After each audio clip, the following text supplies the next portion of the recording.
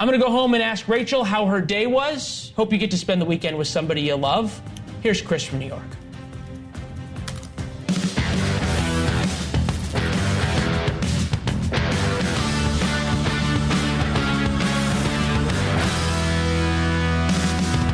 Happy Friday. Go Knicks. Chris Cuomo here. Sean P. Diddy Combs has trouble. It is not a he said, she said anymore. Why? Hotel surveillance video released by CNN appears to show, no, it doesn't appear to show. God, we are all the same in this business, always playing stupid safe. It shows what it shows, okay? Sean Diddy Combs beating up his ex-girlfriend, Cassie Ventura, in 2016. All right, here's why it doesn't appear to show. You see this, right? That's Cassie Ventura walking down the hallway. Here comes who they say is Sean P. Diddy Combs in a towel, rushing down the hallway to find her. He grabs her, throws her on the ground, kicks her more than once, picks up her bags. There it is. There's one. It's him with the fancy socks. Gets those. She's still on the ground. Kicks her. Now he's coming around again. She's acting like somebody who's been through this before, by the way. And then he starts dragging her back to his room. And then back down the hallway again. Now, we have not been able to authenticate the video. But he has not said this isn't him, or that the video isn't real. And until he does, and when you freeze frame the video, when he's coming into view, it looks like him. She came back down the hallway. Obviously, she wanted to leave. He didn't want her to leave, right? And this is the way he expresses that, which is also known as a felony. There's no reason to keep looping it, okay? That's the video, all right? The question is, what does it mean for him legally, and more importantly, reputationally? Why do I say more importantly? Because this is going to be, in terms of, aren't they going to arrest him? No. Statute of limitations. This is assault. The limit would have run, okay? Now, is there a legal exception? We'll see. But it's more potent. It's more poisonous to the impression of him in the scope of this larger federal investigation. Now, remember, Combs allegedly paid the hotel $50,000 for the footage, according to Ventura's complaint. So much for that money, because either a copy was made or someone close to Combs leaked it, or could the feds have gotten it in the sting and then it got leaked? Why would they do that? I don't know. We'll discuss. The video seems to corroborate some of Ventura's claims from that 2023 lawsuit, which also accused Combs of rape, sex trafficking, battery, okay? Combs quickly settled with her. Really, not that quickly, actually. He should have, if he had done it quicker, maybe none of this would have come to light, to be honest. Supposedly, they pushed back on her initial ask. Now, we have to reconsider Combs' initial all-out denial of allegations. He said, I didn't do anything wrong to anybody, ever. It's hard to believe that anymore. Now, those charges, or the allegations in that lawsuit, led to the feds raiding two of Combs' mansions 2 months ago. Guns drawn, broad daylight, throwing two of his sons in cuffs, arresting his drug mule, which is a BS thing to call the guy because he didn't have that much drugs on him. And I don't know why they say he was doing it, for purposes of transfer or sale. It's just more of the hype, Anyway, we don't need it. The truth is enough. What you just saw in that video creates this penumbra, this cloud of plausibility that's going to be all over Combs now. So let's bring in one of his former defense lawyers, Mark Aragos, former sex crimes prosecutor, Matt Murphy, and former publicist for Sean Combs, podcast host, Naughty But Nice, Rob Shooter. Rob, let me start with you. Have you ever seen behavior like this? Yes, no. Have you ever heard of behavior like this? Yes, no. No and no. I really haven't, Chris. When I saw this video today, I was absolutely stunned. I was shocked. I was sickened. The man that I thought Puffy is, he isn't. It was absolutely shocking. I've never, ever seen anything like this from Diddy. And I was with him for a couple of years in the early 2000s. Appreciate that context.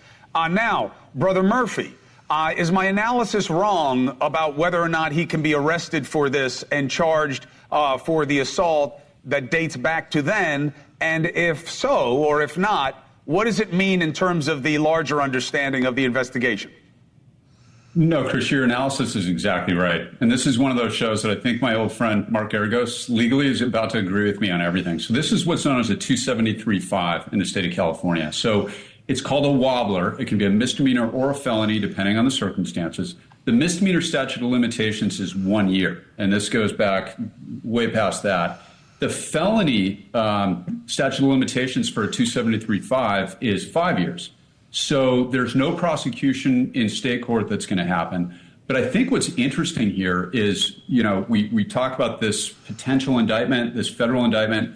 Almost all the federal crimes that we talked about last time we were on the show together, it deals with sex trafficking. And this video is so bad, and it looks so bad. In state court, you would have what's called a 352 analysis, with a judge, if there ever is a case against him, is going to have to weigh the prejudice versus the probative value. There is no domestic violence case that I'm aware of, or domestic violence charge in federal court. So unless they get really creative, this isn't coming in any potential federal case either. But you've got we're presumed innocent in court. We're not presumed innocent on the internet. And I think that his former publicist, who we just heard, just hit the nail on the head. For anybody who is kind of in the middle or withholding judgment, it just looks so bad. It is what it is. We see what we saw, and there's nothing, bad boy records, all that. You can get away with a certain amount of tough guy thing. There's nothing tough about beating up a woman. It's all on video. If that in fact is him, that's the hit that he's going to take, in my view. What does the defense? What does the defense do with this, Mark? Well, exactly what Matt said. He's right. I do agree with him. The statutes run. Feds can always get creative. However, one of the things that you probably would say is, that old saw that us lawyers have, when'd you stop beating your wife? This is probably one of the most prejudicial things that you could have in a trial. Think about what's happening right now. He already has had his reputation battered. This somehow, I come back to what you said in the setup to this, Chris, somehow got leaked, either the hotel or somebody close to him, or I think you had said sting, but I think you meant search warrant when the search warrants were executed. I don't know if this was What's the law difference? Enforcement leaking it. Well, when you say a sting is traditionally that has a connotation where you're trying to set somebody up, so to speak. Search warrant was executed. Presumably all the things that were seized were under the dominion and control of the court or their agent, which is the prosecution. Good. What you've That's got a good distinction. Here, though, Good distinction, bad writing. Agreed. Okay. Rob, Okay.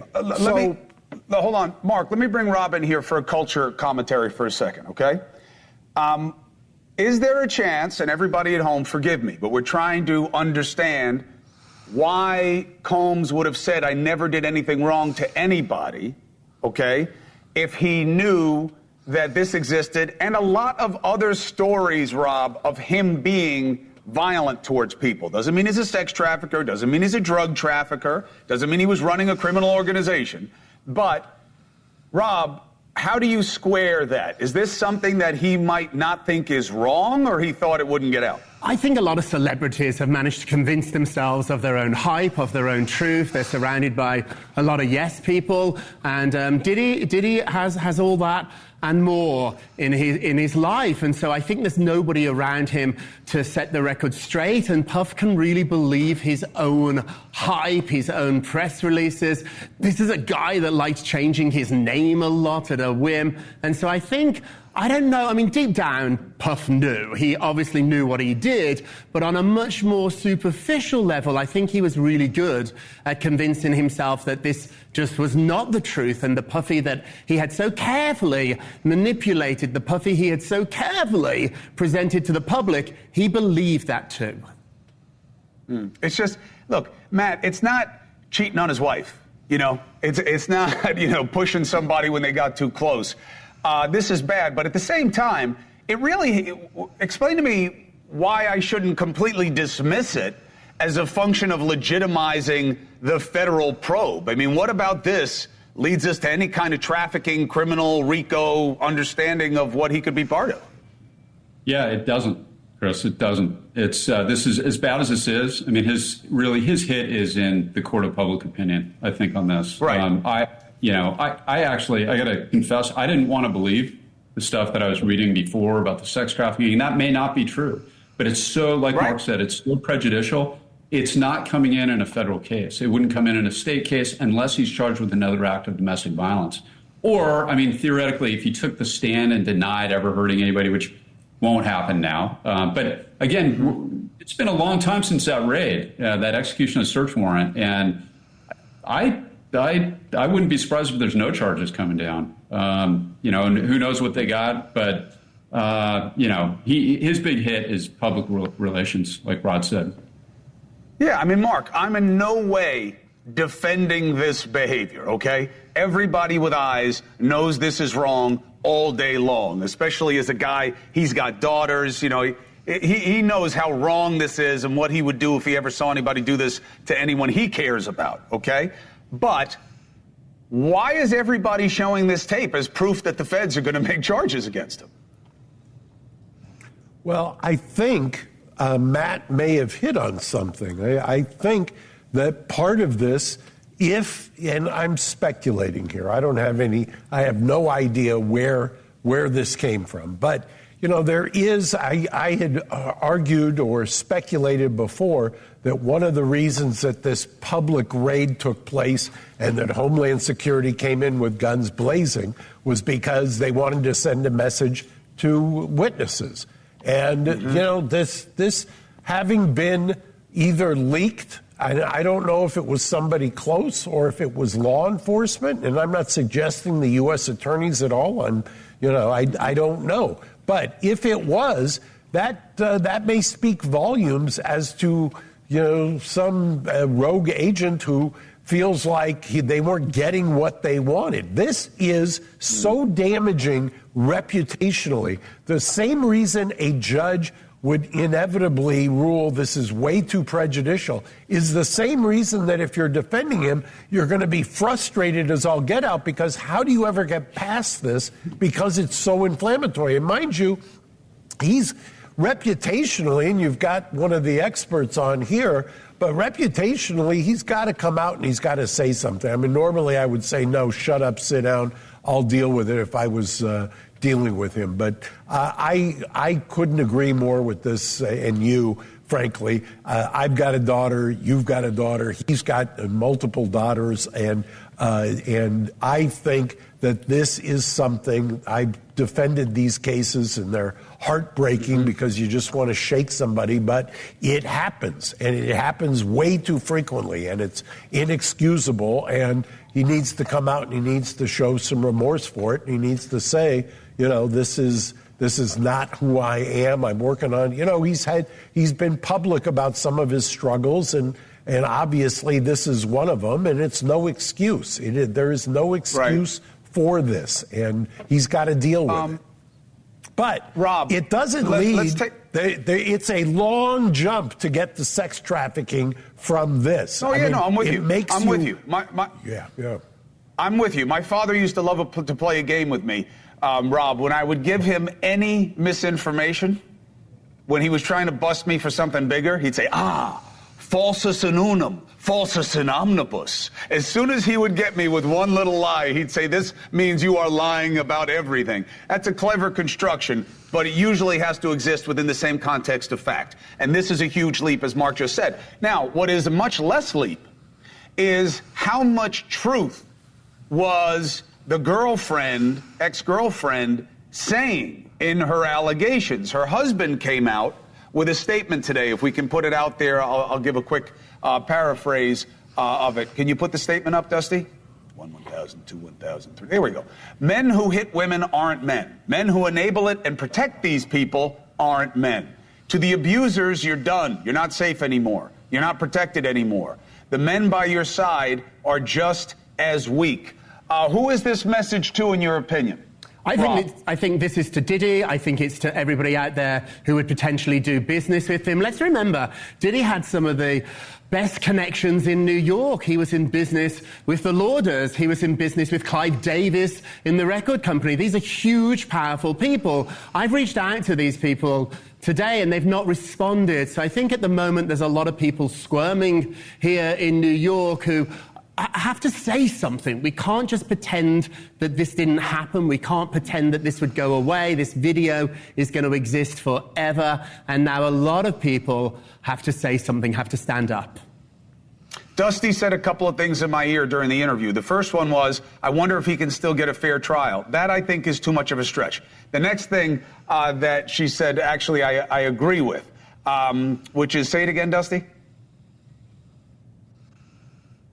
Yes. We keep mentioning on the show, where are all his friends? You know, when I played basketball against the guy in the 90s and 2000s, he would have a posse of people around him who were desperate to show their loyalty to him. It's been crickets around him since this happened. But maybe, fellas, this is an indication of why they're being quiet, which is they don't want to go too far out saying how good a guy he is when he knows there's a bunch of examples of him putting hands on people. That could be it also.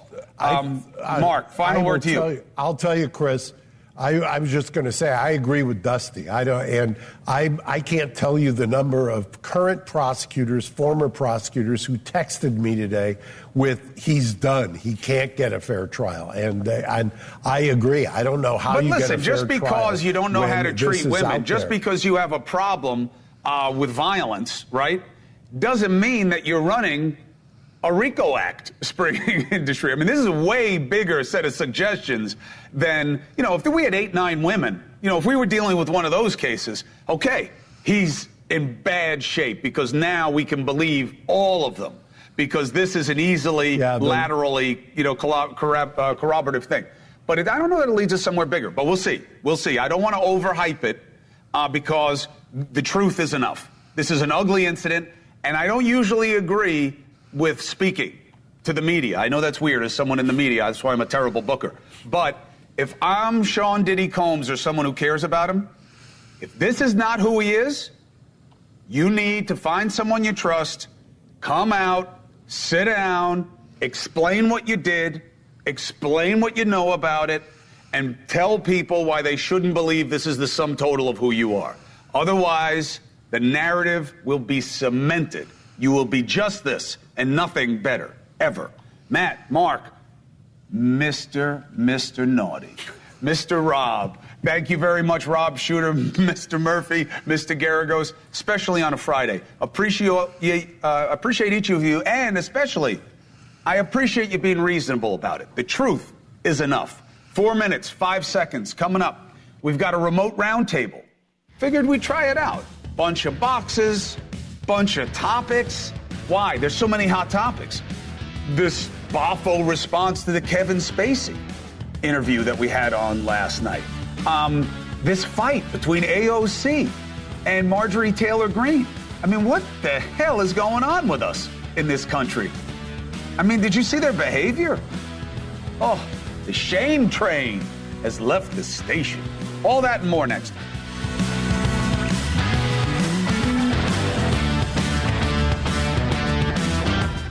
Friday-ish hot topics. Kevin Spacey breaking his silence on our show. Members of Congress showing us how low our politics have gotten. SCOTUS judges obviously involved in politics. Bobby Kennedy Jr. obviously being shunned from the debate stage. Let's discuss. Former Democratic Ohio State Senator Nina Turner, who has like 9 other great distinctions on her pedigree, which I'm sure she will inform us all of in a second. Former Republican Congressman turned independent Joe Walsh, the conservative host of the Mike Broomhead Show. Mike Broomhead, I don't know why I can't just call him the host. Why does everybody need a label? Here comes another. That's right. And conservative political commentator Scotty Nell Hughes. I hope I live long enough to just be humans again. But not today. Anyway, while I have you, Nina, first of all, to each and all, thank you for doing this on a Friday. Appreciate it. Nina, you know Combs. What are we to understand about him in light of what we just saw of him?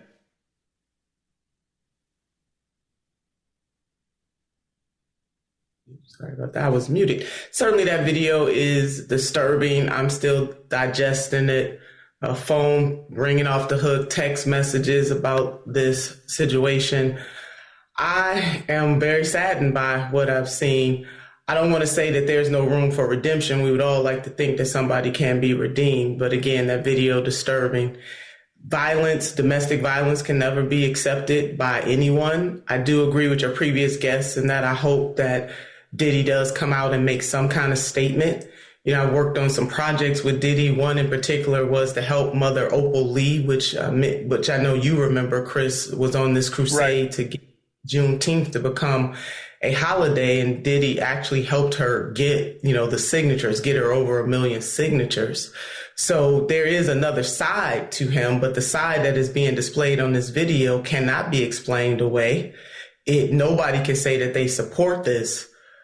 At a point, though, there has to be some room, but he's going to have to open up for that and accept the hits, the slings and arrows that's going to come his way about this video, because there's nothing about this video that is acceptable to figure out how. And I'm assuming from knowing you in the context of your answer, you never knew anything like this about him, because otherwise you wouldn't have been near him. I know you. All right. This was way before the time I had a chance to really, get to. No, I totally get it. That's why there's no reason to clarify it. The next topic, Kevin Spacey. He comes on the show last night. Here's a quick clip, and then I'll get your guys' take. There was some tremendously important and valuable things, and an impact happened with the Me Too movement that was, it was time and it was right. And however, as these sort of pendulums swing from one side to the other, as you well know, I think it swung very, very far in the direction of unfairness. I've been very fortunate to have all the people who have stepped up, and I know there's going to be more coming soon. But there are also people that I've spoken to who they love me, they believe in me, they've stood with me in private, personally, all the time, but they're afraid to stand up. And I've been very fortunate that people have been honest with me about that. And I think that's a shame, that we've come to a place as a society where people are afraid to say what they believe and what they feel because they're afraid they're going to get canceled too. Scotty, your take. He's absolutely correct. We do live in a society where it used to be you were canceled because of the color of your skin or what gender you are. And luckily, we as a society have evolved. We do not believe that anymore. Now we cancel people based on their political views or what side of the aisle. And depending on what your political view is, whether or not you actually have a chance at a redemption story. Listen, Americans love redemption stories almost as much as they love Fast and Furious movies. And I think right now, Kevin Spacey, you might not agree with everything he said like I did, but I do agree with this one point that we have a new form of discrimination happening in America today. Joe, the problem is it's not about his politics. It's about 12, 11, 15 allegations against him of grooming young men and forcing them into situations they didn't want to be in. Should there be, I want to get into how we negotiate canceling. And I was listening to Dan Abrams last night talk with a panel about, should we give him a chance to come back? I reject the idea that I'm supposed to be a judge of anybody else's existence. But when someone has allegations that we don't like, and they're not going to be tested in a tribunal, which his was, at least one of them, but a lot of them weren't, what are you supposed to do in terms of when somebody is allowed to work and when they are not allowed to exist anymore? Chris, great question. And by the way, really good interview with Spacey. Look, it takes courage, and we've got to let the market work. Cancel culture is a real thing, and it has swung too far. But as you said with Spacey, Chris, we're not talking about one or two cases. There are a couple of dozen men, young men, who've all accused him. And I got his point on cancel culture, but I just wish I'd see more humility from him. Like I messed up, and I know there are a lot of other guys out there who've accused me of something. I want him to work. He's a great actor. But it's going to take courage from the marketplace to put this stuff aside and put him back to work. but he's got to show more humility. First of all, Broomhead, I'm liking the hair, by the way. I want you to know that. I'm liking the do that you brought here tonight, Broomhead. I want you to know that. And Mike, whatever happened to extend Joe's point? Let the market decide. Why does anybody else get to decide how they feel about you as a person? If he's a dirtbag and nobody wants to see his movies, they won't go. Whatever happened to that? I agree with that wholeheartedly. I also think it's about what you believe in yourself. If you think you haven't done anything wrong, if you say, I honestly didn't do these things, then you have to be okay with the people that are never going to believe you. I have a friend that once said to me, if you haven't done anything wrong, you have no reason to defend yourself. If you have done something wrong, you have no right to defend yourself. So there's a point where you've got to let the world decide how they feel about you, and you have to know how you feel about yourself. I agree, except you always got a right to defend yourself. And second, you do have to defend yourself because people will try to get rid of you on the basis of things that may or may not be true. But once you do that, once you state your case and you know what the truth is, let's say he's telling the truth about things. Once you make your case to people, you have to have the ability to walk away and say, I can't force you to believe what I know is true. I got it. All right. Now, here is a moment that I hated seeing, okay? I know everybody's enjoying it, and I hate it because to me it's a metaphor for our party politics, okay? And I don't like how either of these people are on a regular basis. AOC and MTG. I know I'm going to get killed for saying they're not the same, blah, blah, blah. They behave the same, and here it is. Do you know what we're here for? You know we're here about AG. I don't think you know what you're here for. Well, you the one talking about. I think your fake eyelashes are messing up. No, ain't nothing. Hold on. Listen. Order. That is absolutely unacceptable. How dare you attack the physical appearance of another person? Are your feelings hurt? Her words down. Aww. Oh, girl, baby girl. Oh, really? Don't even play, baby girl. We are gonna move, and we're gonna take your words down. I second that motion. I am not apologizing. Now let's go. Come on, guys. Why don't you debate me, Mr. Chairman? The minority. It's pretty self-evident. You're not. Yeah, you're not. You don't have enough intelligence. It's just to better understand your ruling. If someone on this committee then starts talking about somebody's bleach blonde, bad built butch body, that would not be engaging in personalities, correct? What now? I have no idea what you just said. We're not gonna do this. Look, you guys. Earlier, literally just you just voted to do it. Y'all did it first, so you don't just voted to do it. Order. I'm trying to get clarification. Look, calm down. Calm down. No, because this is what y'all do. So I'm trying to get clarification. Ms. Crockett, you're not recognized. Ms. Crockett. I can't hear you with your yelling. Don't want calm me down. No, can you please calm down? Don't tell me to calm down. Calm down. Because y'all talk noise, and then you're out of control. Because if I Look, Chairman, come and talk shit about her, y'all gonna have a problem. Ladies and gentlemen, the United States of America. I mean, if there was a reason to leave the parties, there it is. But let me start with Nina.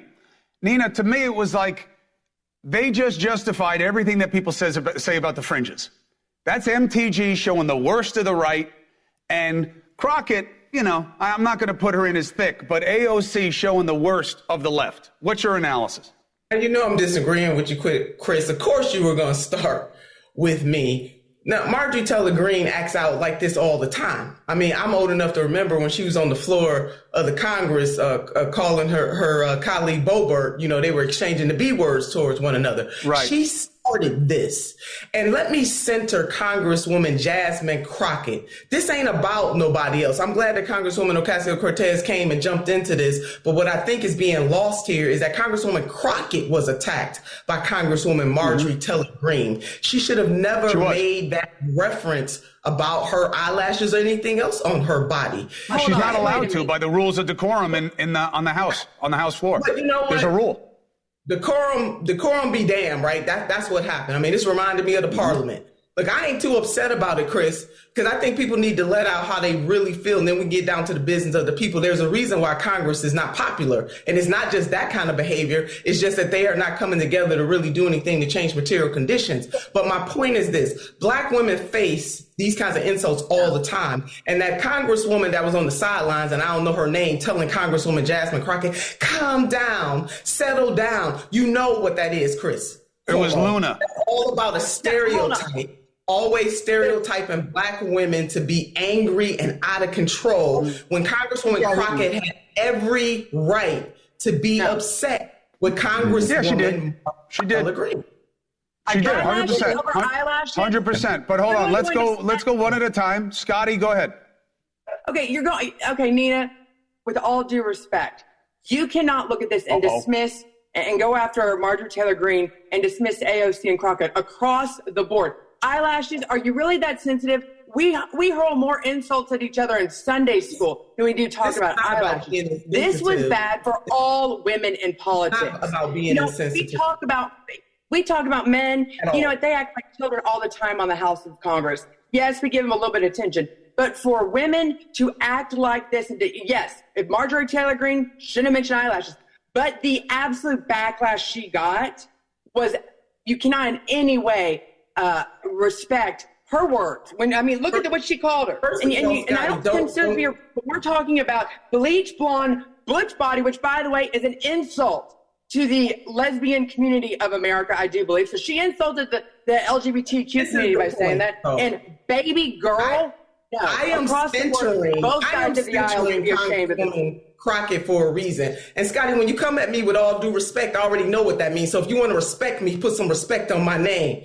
This is the point here, is that Marjorie Taylor Greene she does this kind of stuff all the time. She started this. Now, we're going to get all she's an instigator. About how they were responding to one another. You got my main thing is that while we're focused on that, all right, hold on.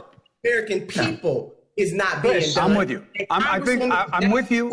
Had every right to be upset. I'm with you, Nina. I'm with you. Guys, hold on a second. Hold on a second. I know we're in the boxes, so it's hard for us to hear. But hold on. Joe, I'm going to come to you and to Mike. Let me take a break. We're in the boxes, so it's harder to hear one another. But I understand the points that are being made. I respect the points that are being made. But how you respond to things, look, I'm not a great example. I'm easy to take the bait. You come at me more than 2-3 times, you're going to get exactly what you want. But that's why I'm not running for office. They did. When we come back in 4.5 minutes, we'll continue and we'll have a discussion. I love you all.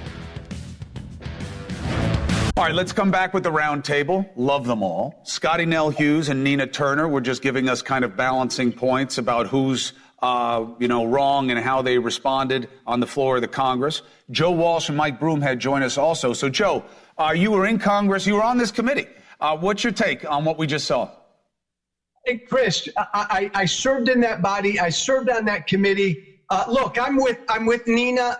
Marjorie instigated this whole thing, and much of what Marjorie Taylor Greene does and says is about race. But man, Chris, you nailed it. This is us.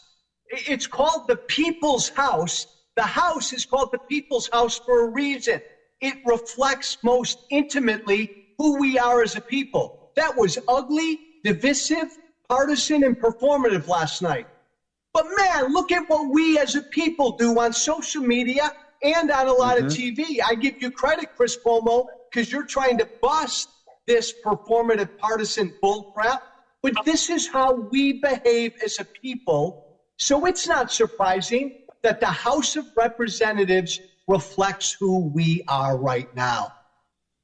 Yeah, I really do believe that it is just such a leakage of toxic politics. This social media used to be a magnified minority, but now it's like bleeding into all of us, Broomhead. One of the things that bonded the two of us is that, you don't make it personal. Because if you had something you wanted to make personal about me, you would grab my head and squeeze it like a cherry.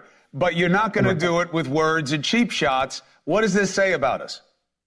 I think what this says about us, with all due respect to the congressman, is someone had described it to me that the House of Representatives is like the bar scene in Star Wars sometimes.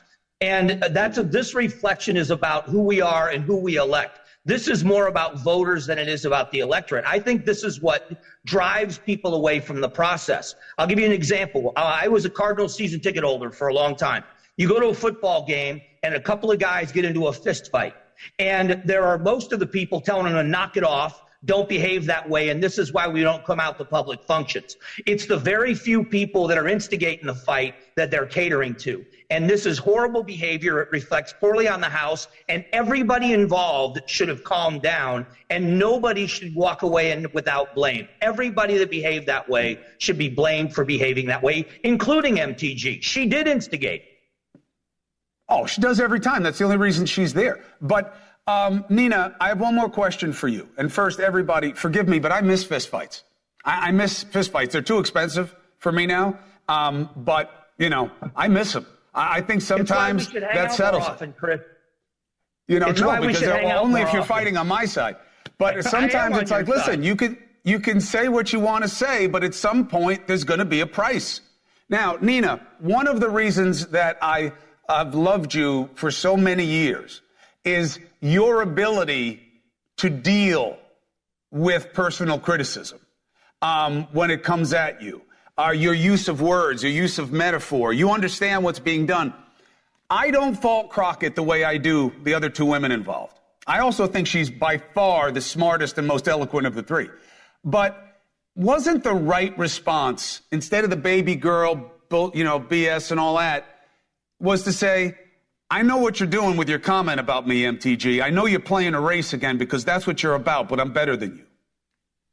Well, Chris, they're in the heat of the moment. I mean, why are we acting like these Congress people, these elected officials, and Congressman Walsh understands this. I understand this as serving in the Ohio Senate. We're not perfect human beings. It was a reaction. It was same way you have reacted over the time which you confess your sins. People who are elected are not perfect. So why are we walking around acting like they are? They are microcosms. Because they have taken a job. Because here's the difference, okay? I'm not asking for anybody's vote. I'm not asking for anybody's vote, and I respect NewsNation that doesn't want me to use the language that I use when I'm not on TV. And they pay my checks, so I'll do it. Yes, we are paying their checks to behave a certain way, and they didn't. We expect them to behave a little better than the average person in the population. Got it. Duly noted. I agree with you. But they're not always going to do that. And Congresswoman Marjorie Taylor Greene, notice I'm putting her title. So, Scotty, I appreciate if you use my title as well. Congresswoman Marjorie Taylor Greene decided to go there, and she knew exactly what she was doing. Yes, could the other congresswomen have said, I know what you're doing? But that day wasn't the day. Chris. I hear you. Let's take a break and come back and do... Can I jump in? Yeah, make a quick point, then I want to go to break.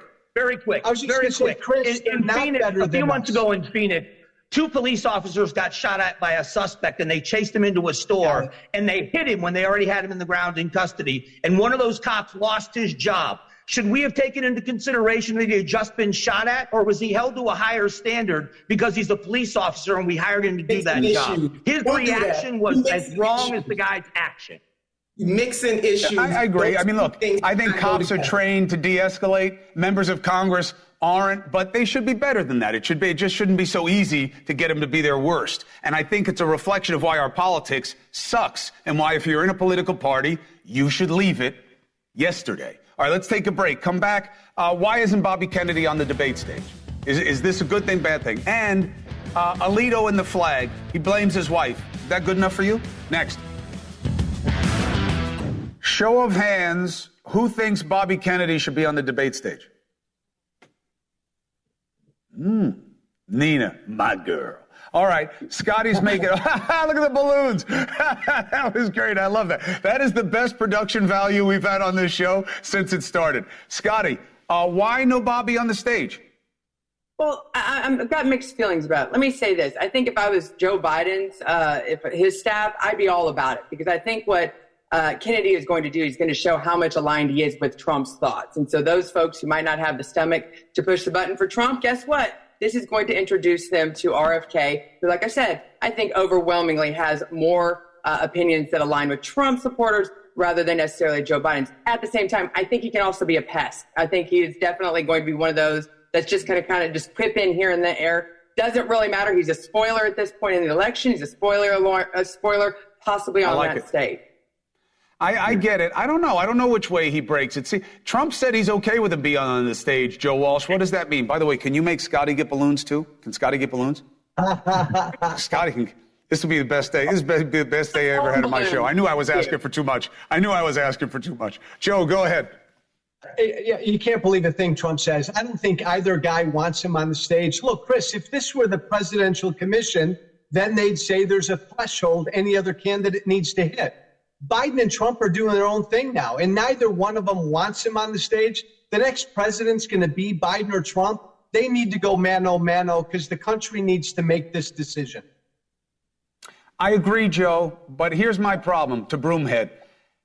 The parties stink, and everybody doesn't want these two choices. We've never seen anything like this. We've never seen over 2 in 3 Americans say, I hate these two choices. So different times, different circumstances, different rules, Broomhead. Put them on. So here's the issue for me, because I'm a combination of the other two. The problem is, I think you're right with what people are saying about the two candidates, but you look at how Kennedy's polling, he's got no shot at winning. If people really wanted to leave the parties and go to a third candidate, a third option, he'd be polling a lot better than he's polling. He's going to be in the position of spoiler, and I think that he doesn't have a chance of winning. So if he's going to be a spoiler, the problem with putting him on the stage is he's going to take votes from one or the other, and we're not going to see which one of the other two guys is standing. If he was polling higher, I would say absolutely. Let's hear what the guy has to say. Yeah, no, that's a strong point. Nina, last point to you. I mean, Cuomo, the reason why he does him or any other third-party candidate, let's throw out Dr. Cornel West as well, is because the duopoly crushes third-party candidates. So the man can't get traction. I mean, he has traction as a Kennedy, more so than even Dr. Cornel West or anybody else. But let us not forget, you had other people running as Democrats. Neither one of these men had a primary at all. So if you're not going to have a primary where we can banty about ideas, you dismiss people in the race like Marianne Williamson or Cenk Uygur or others who said, hey, I want to get out here and have this robust debate. Nina, I love you, Nina. And then when we get to this moment, all right, you won't decide. I hear you. I got to go. I'm out of time.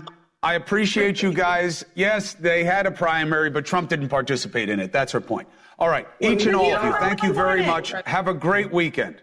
I want balloons, though. Balloons for Scotty. Balloons for Broomhead. I bring my own. I told you, Cuomo. Balloons for Wolf. Balloons for me. No balloons for you. Anyway, we'll be right back.